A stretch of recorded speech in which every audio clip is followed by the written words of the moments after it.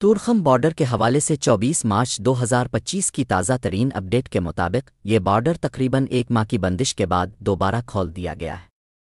پاکستان اور افغانستان کے درمیان یہ سرحدی گزرگاہ 21 فروری کو کشیدگی اور سرحدی تنازع کے باعث بند کر دی گئی تھی۔